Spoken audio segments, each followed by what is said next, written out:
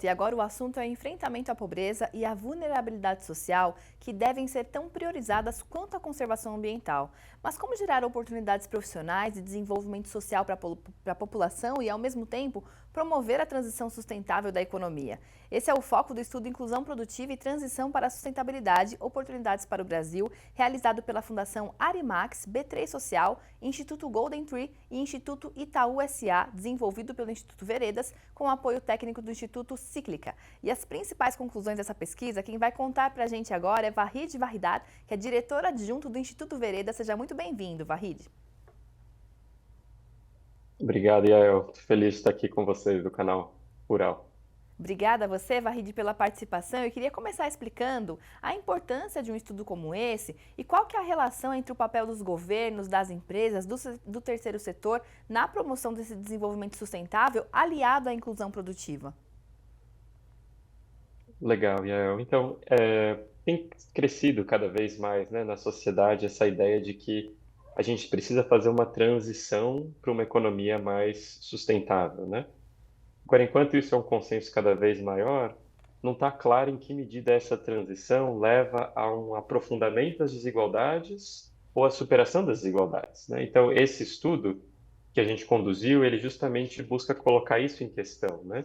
Essa é uma transição que gera oportunidades para as pessoas ou essa é uma transição que elimina as oportunidades, né? Uhum. E então o estudo vai discutir isso, né? Em que medida a gente pode pensar caminhos que são positivos ou virtuosos nesses dois sentidos. E para isso a gente precisa necessariamente de governo, setor privado e terceiro setor, né? A gente fala com frequência de que ninguém pode ficar para trás, né? Ninguém pode ser excluído, mas também se ninguém pode ficar para trás tem a ver com ninguém deixar de participar desse processo, porque os três atores são importantes mesmo. Com certeza. Agora, Vahid, vocês identificaram no estudo 19 áreas prioritárias em 4 setores econômicos para aliar, então, essa inclusão produtiva nessa transição da economia para uma economia mais sustentável. Eu queria que você destacasse quais são esses principais setores e também explicasse como é que eles podem contribuir para a geração de oportunidades profissionais. Legal, Yael. Então, quando a gente fala de transição para uma economia mais sustentável, na verdade, isso é algo que todos os setores têm que fazer, né? Não é um chamado para um setor específico, né? Todos os setores, à sua maneira, têm que fazer uma transição para esse novo estágio, né? Quando a gente foi discutir no estudo, nós identificamos 4 grandes setores onde essa conversa poderia ser analisada, né? Nos sistemas alimentares de uso da terra, na indústria, no campo da energia e nas cidades e infraestrutura. E para cada um desses a gente identificou áreas promissoras mesmo, né? Algumas delas estão bem pouco alinhadas com a transição. Por exemplo, a discussão de a indústria de petróleo e gás, né? E como a gente faz uma transição nessa indústria. Já outras estão muito mais alinhadas, como é, por exemplo, a economia circular ou a restauração florestal, né?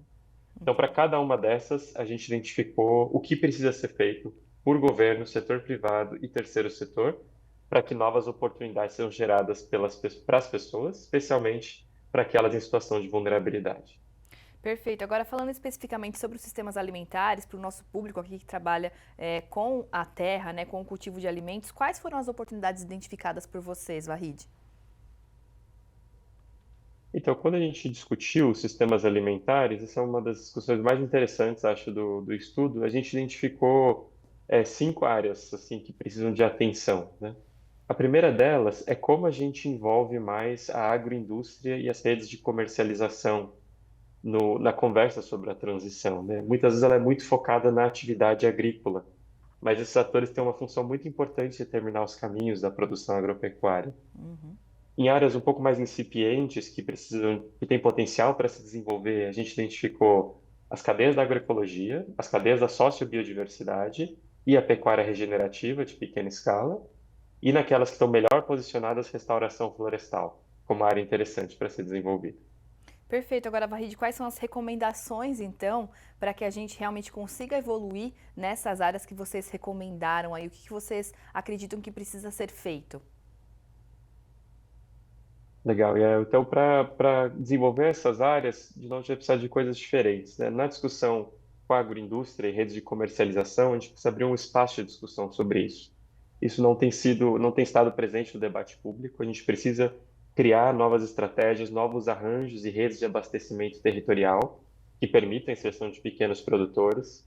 Com relação a essas oportunidades mais incipientes, a gente precisa melhorar o acesso a crédito, assistência técnica, melhorar a maneira como a gente avalia sistemas alimentares, né? Muitas vezes, sistemas alimentares são avaliados em termos de eficiência, né? Quantos recursos eu uso para produzir algo.